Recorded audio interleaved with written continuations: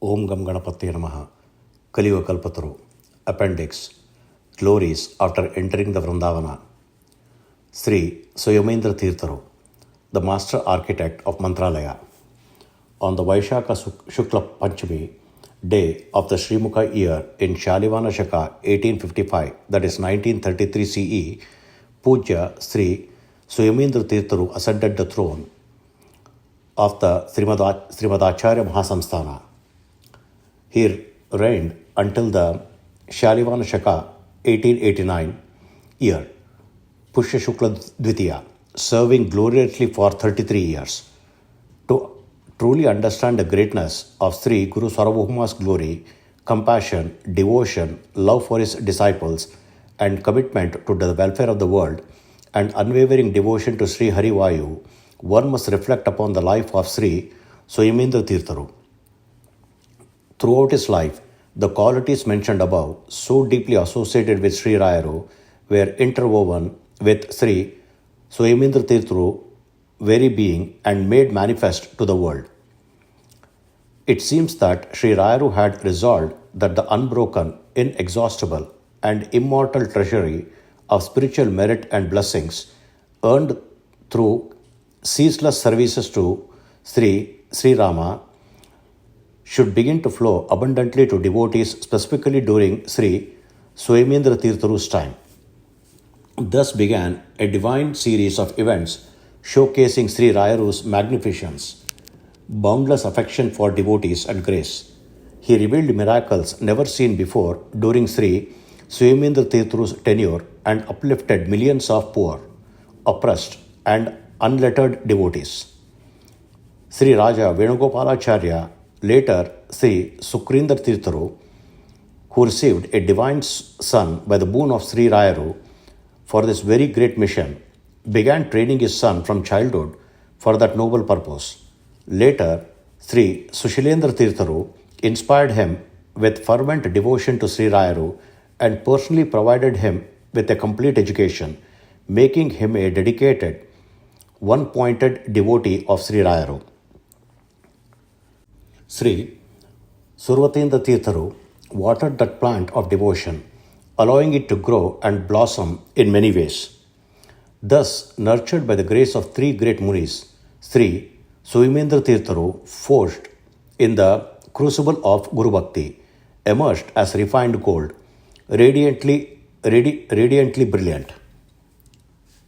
Through the guidance, teachings, and blessings of this trinity of Gurus, he evolved into an unique spiritual personality, shining as the foremost luminary in the propagation of Sri Rayaru's greatness.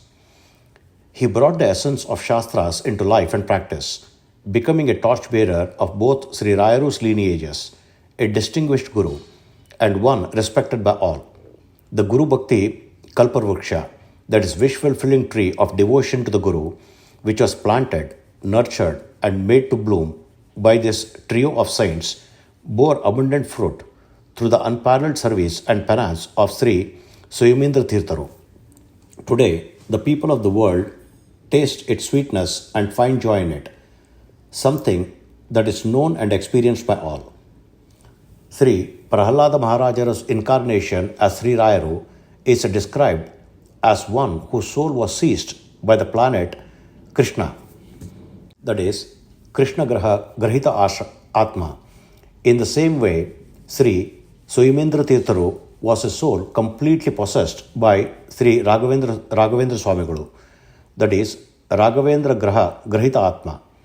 Thus, as Rayaru attained all divine wealth through unceasing service at the lotus feet of Hari, Sri Suyamindra Tirtharu too, by worshipping the lotus feet of Guru Rayaru, acquired all kinds of knowledge and wealth, and over 33 years selflessly distributed them for the welfare of disciples, devotees, scholars, commoners, kin, and strangers alike. With a mature mind, pure heart, boundless compassion, natural affection, and divine wisdom earned over countless births, Suyamindra Tirtharu cultivated a firm devotion, renunciation, and penance. His mindset, similar to that of Sri Vayu's unwavering devotion to Guru Rayaru, kept him free from ego, pride, and the desire for empty fame. He remained immersed in the divine mantra. That is, those devoted to me remain with me. And through the blessing of Sri Hari, Sri Vayu, and Guru Rayaru, attained universal respect. His devotion to Sri Rayaru was unwavering, unshakable, and supreme. Whether sitting or standing, his mind was absorbed only in Sri Rayaru. All his senses were engaged in Guru Seva. His very breath was the praise of Sri Rayaru. No amount of teaching on Sri Rayaru's divine qualities and miracles could ever satisfy him. Because of this, he could never bear to leave Mantralaya. Many times, hundreds of people saw him standing before Sri Rayaru Vrindavana, shedding tears of blissful devotion, an unforgettable sight to this day. It became a proverbial saying, to learn how to devote oneself to Sri Rayaru, observe Sri Suyamindra Tirtharu, quoting a Sanskrit verse which means, those whose bodies are adorned by the dust of Guru Rayaru's feet, whose minds drink nectar from his lotus feet like bees, whose every word is a song in praise of his feet. The mere sight of such people burns away the forests of sins. According to Sri Appannacharya, these are the true signs of a Guru Bhakti. Many saints of the past embodied this, but in the 20th century, Sri Suyamindra Tirtharu alone fulfilled these traits so brilliantly. It can be declared loudly like the tolling of a temple bell. Yet, Suyamindra Tirtharu was not content simply enjoying the bliss of his own devotion to Sri Rayaru. He wanted everyone to become Sri Rayaru's devotee and rejoice in the kingdom of Guru Bhakti. His heart was deeply moved. He saw a world corrupt by Kali. Forgetting India's glorious spiritual traditions, plunging into irreligion, indifference to God, and moral collapse. This terrible vision haunted his mind, and he deeply contemplated to uplift humanity. He firmly believed in this dark age of Kali, only Prahlada Maharaja's incarnation, that is Sri Rayaru, has the power to protect Dharma and relieve suffering. To take refuge in him is the only true remedy. In today's decline of righteousness, only Sri Rayaru is the divine Kalparuksha. His conviction was, if people became devotees of Sri Rayaru, they will naturally become believers, that is Astikas. That alone will uplift them. So if we can inspire people to become devotees of Sri Rayaru, the world will be transformed. But for that to happen, they must first become devotees of Sri Suyamindra Tirtharu. Hence, the glory of Sri Guru Rayaru must spread throughout the world. If that noble goal can be fulfilled by me, then my life will be meaningful. From now on, this is the purpose of my life.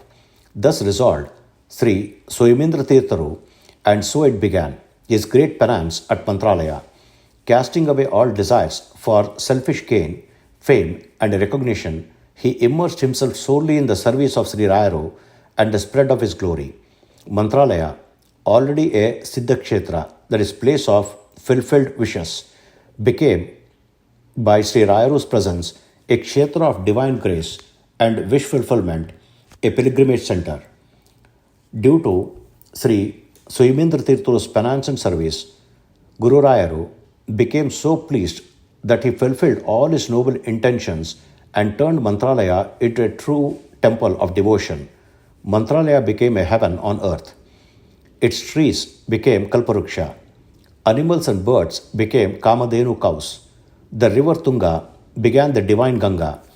Its sparkling waves became auspicious blessings. Its rocks became Chintamanis, that is, wish-fulfilling gems. Sri Raghavendra Swamiguru himself became Indra. Sri Moolarama became Upendra. Sri Vadindraru and others became Shears and sages. And all the Brahmins, devotees, and pilgrims who come to Mantralaya became celestials. The Haridasas became divine bards and heralds. And Sri Suyamindra Tirtharu's teachings on Guru's glory became nectar itself.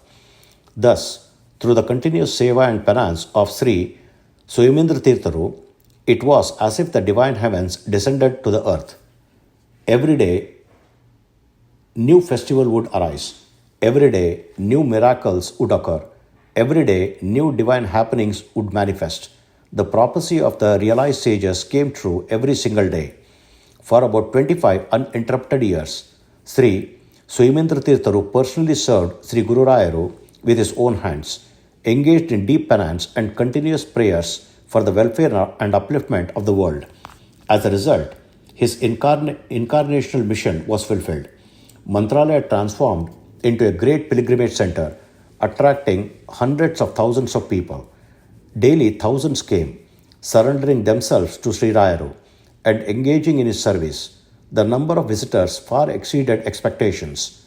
To accommodate these devotees, numerous stone mantapas and buildings were constructed. Daily mass feeding for thousands were arranged. Diverse food preparations were made, offered first to Sri Mularama Sri Vayu, and Sri Rayaru, and then served collectively to the devotees, a practice that became a daily ritual. Watching the devotees gathering, their joy and unity as they shared Guru Prasada, Sri Suyamindra Tirtharu would become overwhelmed with emotion, and with goosebumps and bliss, he would glorify Sri Rayaru's greatness. To construct a modern Mahamantralaya, Sri Suyamindra Tirtharu himself laid a solid foundation through a well-planned strategy and began executing it phase by phase. To ensure the rituals and worship practice occurred in an orderly and traditional manner, he established for the first time the Brindavana office near Sri Rayaru's Brindavana. From Chaitra to Falguna, daily special and seasonal festivals were systematically organized. Guru Parvas were celebrated with proper structure. The 3-day Rayara Aradhana was expanded into a 7-day festival called Saptaratotsava, where a variety of events were celebrated with grandeur over a full week. To spread scriptural knowledge, he reorganized the Samsthana Patashala, established earlier by Sri Sushilendra Tirtharu, into the Sri Guru Sarvabhauma Samsat Kalashale, offering full facilities for hundreds of students studying Vedas, Vedanta, Nyaya, Mimamsa, Vyakarana, Dharmashastra, and Sahitya. This led to a significant spiritual and educational revival. During Rayara Aradhane, the Samira Samaya Samvardhini Vidyotsabhe was conducted on a grand scale, drawing distinguished scholars from across India and abroad. Scholars, poets, artists, and writers were joyfully honored with generous gifts. Eminent scholars were identified and facilitated with gold medals, garlands, fine brocade shawls, honoraria, and various academic titles. To entertain and educate the general public, cultural programs like scholarly lectures, harikatha, classical music, and bhajans were organized. Daily sessions featured scriptural debates, that is Vyakarta, philosophical discussions, and examinations for students, with tens and tens of thousands of people participating and feeling spiritually fulfilled. For the smooth conduct of Sri Rayaru's Panchamrita Abhisheka, Moolarama's worship, Sri Rayara Puja and Alankara, Deeparadhane, various processions, Swasti Vachana, Mahamangalarati, welfare prayer, and distribution of blessed Phalamantrakshata, Sri Suyamindra Tirtharu arranged a team of volunteers, ensuring that even daily mass feeding for tens of thousands of devotees occurred smoothly and efficiently. During the time of Sri Suyamindra Tirtharu, Mantralaya witnessed a multi-dimensional development. Numerous facilities were established, including stone mantapas, dining halls, residential buildings, electric lighting, drinking water system, medical facilities, storage rooms for sacred materials during Aradhana, a treasury, a hospital, sanitation arrangements, morning meals for young children, a well-organized system for darshana of the deity, Panchamrita Abhisheka, Archana, Sri Rayara Darshana, Tirtha Prasada, meals and festivals, ensuring everyone could participate and experience spiritual joy. He organized a dedicated team of volunteers and a supervisory system to ensure these services ran efficiently. To enhance public participation and devotion, audio systems were introduced so that all could clearly hear music, lecturers, harikathas, debates, and bhajans. His close disciples and devotees, Sri Navani Gopal Rao, Sri Burli Bindu Madhava, Sri V.B. Nayak, Sri H.R. Purohit, Sri G.G. Dhanakshirur, Sri Mohare Hanumantrao, Sri Narsingarao Manavi, Sri Narsingarao Gangavati, Dr. Raghavendra Gowda, Sri C.R. Vyasarao, Gunjehalli Sri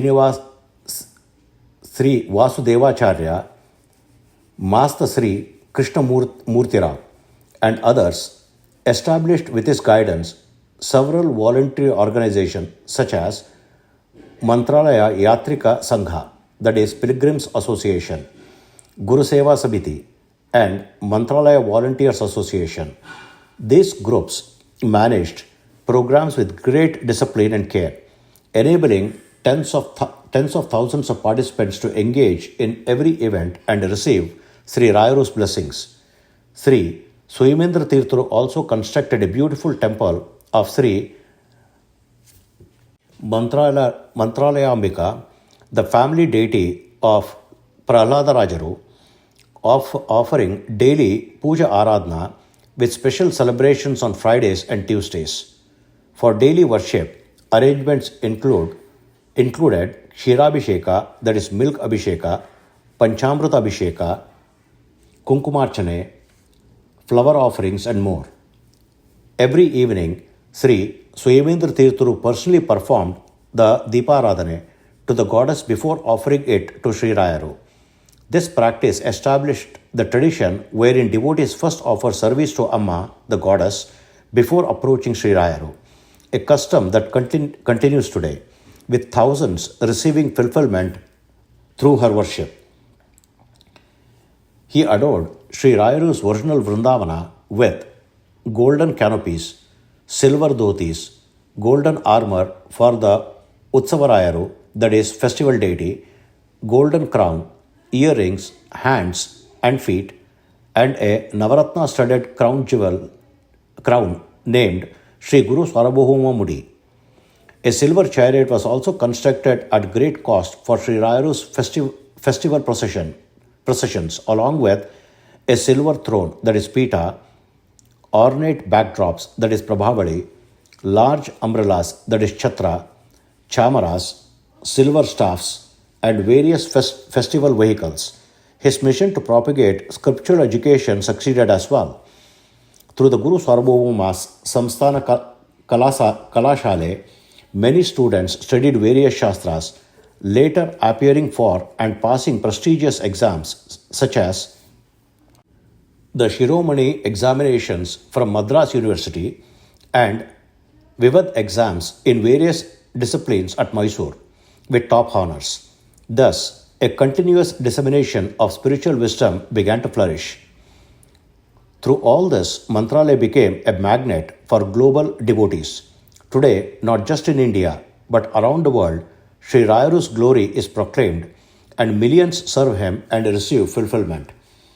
All this is a direct result of the unceasing efforts, tapas, and selfless service of Sri Suyamindra Tirtharu. Therefore, the rightful honor him as the master architect of Mantralaya. Sri Suyamindra Tirtharu spent 25 years continuously in Mantralaya, tirelessly spreading the glory of Sri Rayaru day and night, and paid special attention to the well-being and convenience of pilgrims, ensuring that appropriate facilities were created so that devotees could offer service to Sri Rayaru without obstacles. Because of this, Sri Guru Rayaru's glories spread across the country, and from all parts of India and abroad, thousands of people suffering from various diseases, afflictions, and mental distress began arriving at Mantralaya, offering service to Sri Rayaru. By the grace of the compassionate Guru Sarvabhauma, they were relieved of their afflictions and sorrows and received the desires of their hearts. These individuals now live in devotional bliss, dancing with joy. This extraordinary and auspicious scene has become a daily sight at Mantralaya. The one responsible for this is Sri Suyamindra Tirtharu. During his time, Mantralaya developed in all directions, and its income rose to several lakhs of rupees. The Mahasamsthana, that is main monastery, also grew significantly. From an income of rupees 45,000, the monastery revenue during his tenure increased to rupees 25 lakhs. All the lands, buildings, villages, and properties, including those worth crores, that had once slipped out of the monastery's control and fallen into others' hands, were restored to the monastery, including properties in Pune and elsewhere. In addition, many new properties and permanent assets and buildings, today valued in crores, were added. Sri Suyamindra Tirtharu also installed the Brindavana of Sri Harivayu and Sri Rayaru in many places, in Sriranga, Kumbhakona, Chitradurga, Bengaluru, Mysuru, Madras, Pune, and other locations. Monastery assets were developed to generate incomes worth several lakhs of rupees. These were truly great accomplishments. To develop something when the economic and political climate is favorable is not especially difficult. But to do so in times of adversity, when the financial resources are lacking and conditions are unfavorable, that is indeed a great achievement. And it was Sri Suyamindra Tirtharu who did all this. Yet, despite the fact that all these monumental developments were the result of his effort, continuously striving and penance, no one ever heard him say even once that he was the cause. When someone said, "Swami, you are the reason Mantralaya has developed so greatly," Sri Suyamindra Tirtharu would be moved to tears and say, "Oh no, what are you saying? All this is only because of Sri Guru Rayaru's glory, and by the blessings of our Gurus. Sri Rayaru, pleased with our little service, has revealed his infinite power and fulfilled all these tasks. There is no credit for us in this. Sri Rayaru is showering these golden treasures by blessing millions of his devotees. We have not earned this wealth or achieved anything personally. People come here for Sri Rayaru. They offer enormous wealth and riches for Sri Rayaru, not for us. No one comes here for us, and nothing has been done by us. None of this is even possible by us. Everything has happened solely by the grace of Sri Rayaru, the Mahamahima." Thus, he always acknowledged this truth from the heart, with no trace of ego or self-importance, performing the worship of Sri Rayaru with pure selflessness, day and night, with a sattvic heart, as an act of penance for the upliftment and welfare of the world. He fully believed and openly declared, "All of this is from Sri Rayaru." And for this, the noble ones praised him as the blessed child of Sri Rayaru's compassion. Sri Suyamindra Tirtharu was one who had no enemies. His heart was as soft as butter. He could never tolerate the sufferings of others. Even if someone was a bitter enemy, he wished for their welfare and would immediately provide help.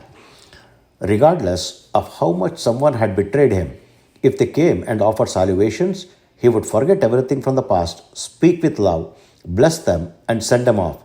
Such was his compassionate nature.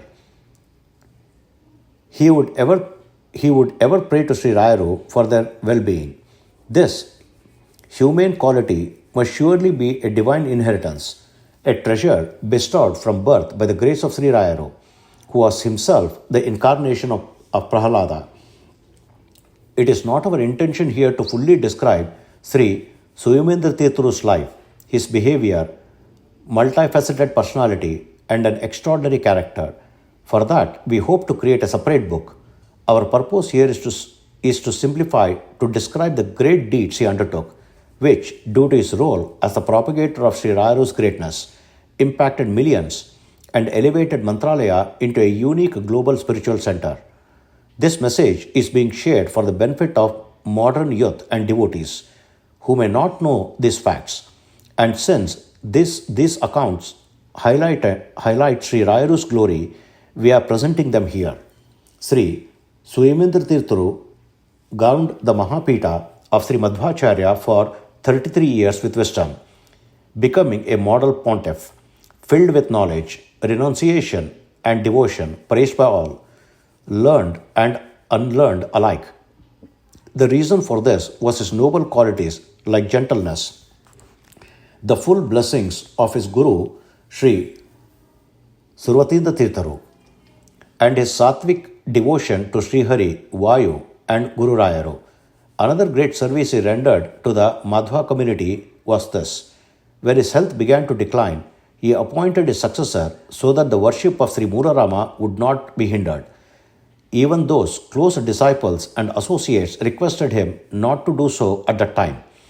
On November 4th, 1963, he gave Phalamantrakshata, that is sacred blessing rice, for accepting the ascetic order to Sri Raja Venkata Raghavendra Acharya, who belonged to the same pre-monastic family line as Sri Rayaru and was the second son of his pre-monastic uncle Sri Raja Sugnanendra Acharya. Sri Venkata Raghavendra was also his younger brother and a scholar of 4 Shastras, that is Chaturshastra Pandita.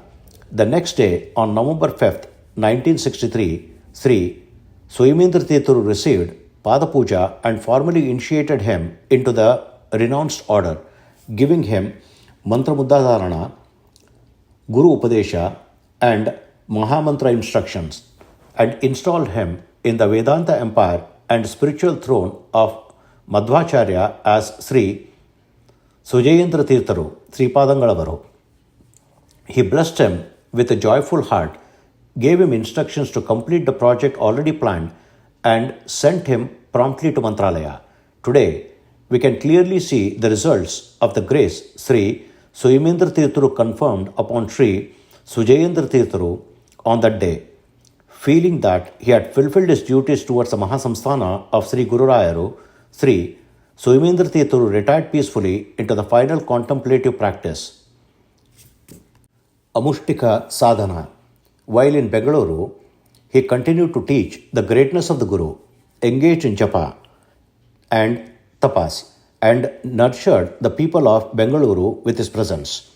At the Brindavana of Sri Rayaru, that he himself had consecrated at Sitapati Agrahara, he remained deeply devoted in special prayers to Hari, Vayu, and Guru Rayaru, spending his final days awaiting the completion of his divine mission. Sri Shalivana Shaka 1889, Prabhava Samvatsara, Shukla Padya, that is 11th January 1967, the Punyatithi, that is holy day of Sri Jitamindra Rayaru. The early morning, Sri Rayaru appeared in Sri Suyamindra Tirtharu's dream and gave him a silver plate filled with mantrakshata, that is blessed rice, fruits, and garlands, and commanded him, "You must come to Mantralaya immediately." On awakening, Sri Suyamindra Tirtharu understood the meaning of the dream and was filled with supreme bliss. With tears of joy, he praised the supreme grace of Sri Rayaru and entered deep meditation. As it was Dhanurmasa, the Aradhana, that is worship of Sri Jitamitra Rayaru, was conducted with grand celebration. The Murarama Puja performed that day by Sri Suyamindra Tirtharu was wondrous and divine. Immersed in the deity's worship, the face of that great soul shone with sattvic brilliance. That day, Guru spoke to everyone with a smiling face and blessed everyone, reminding people of an elder bidding farewell to his family before a long journey. That evening, after Deeparadhana, Mahamangalarati, and distribution of Phalamantrakshata, Sri Suyamindra Tirtharu suddenly began to feel extremely fatigued. Doctors were called, and upon examination they declared, "Sri Swamiji's cannot live much longer." Everyone present was stunned, confused, and deeply sorrowful, not knowing what to do. At that point, Sri Suyamindra Tirtharu, with a peaceful heart, informed everyone that he had been summoned by Sri Rayaru and no one should grieve. He calmly said, "We must leave for Mantralaya right away. It is Sri Rayaru's command. Please make arrangements for the journey." When his close disciples and followers pleaded, "Mahaswami, perhaps you could recover for a day or two before leaving," Sri Suyamindra Tirtharu smiled gently and replied, "Tomorrow, Sri Moola Rama must be worshipped in Mantralaya. Please arrange for our departure immediately." No one had the courage to go against his word. That night at 11 p.m., two vehicles were arranged. Sri Suyamindra Tirtharu, along with the box of deities, close disciples, Sripadaputras, and essential entourage, departed from Bengaluru. Immersed in the meditation of Sri Hari, Vayu, and Guru Rayaru, Sri Suyamindra Tirtharu entered the Mantralaya region. As they reached the Tunga stream near the main gate, he performed Achamana, that is, ritual purification, prostrated fully to Sri Rayaru right from there, and once again sat in the vehicle and resumed deep meditation. As they reached the gates of Mantralaya, the only words his companions heard him utter were Narayana, Narayana. However, Sri Suyamindra Tirtharu, having completed the divine purpose of his incarnation, merged into the Hari Mandir, that is, abode of the Lord. That great soul, who had incarnated by the grace of Sri Guru Rayaru, came to the presence of his Guru, completed all worldly duties, and became immersed in the meditation of Narayana. The flame that had once emerged from Mantralaya merged back into Mantralaya itself and became immortal. That day, 4,000 to 6,000 devout individuals, scholars, students, disciples, devotees, women, and children all received the final darshan of Sri Suyamindra Tirtharu Gurugulu, sang praises of his noble qualities, offered their devotional respects, and felt truly blessed. On January 12, 1967, Shalivana Shaka 1889,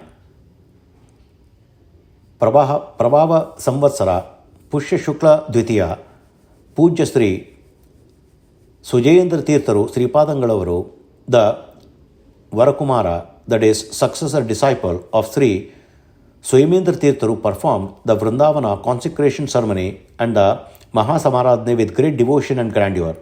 After performing the Sri Moola Rama Puja, Sri Suyamindra Tirtharu mounted the deities of Sri Moola Rama, Digvijaya Rama, Jaya Rama, and Gopalakrishna, Santana Gopalakrishna, on Sri Suyamindra Tirtharu's Brindavana, performed a golden Abhisheka, that is Kanakabhisheka, offered Mahamangalarati, and his eyes filled with tears of devotion, composed and recited this concluding shloka in the honor of his beloved Guru.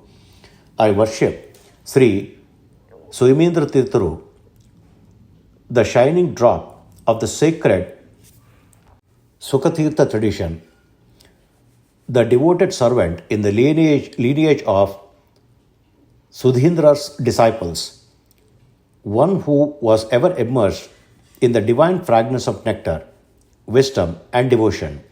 Thus, having led the Mahasamsthana for 33 years, performed many important deeds, fulfilled the goal of his life, propagated the glory of Sri Guru Rayaru, and advanced the great development of Mahamantralaya, Sri Suyamindra Tirtharu became renowned as Sri Rayaru's most cherished child and the master architect of Mantralaya. Today, he resides in Brindavana in the divine presence of his Guru, Sri Survatindra Tirtharu, the incarnation of Durvasa Muni, the majestic and great Sri Sudharmendra Tirtharu, that alone stands as the everlasting testament to the glory of Sri Suyamindra Tirtharu. Hari Om. Om Sri Krishnarpanamastu.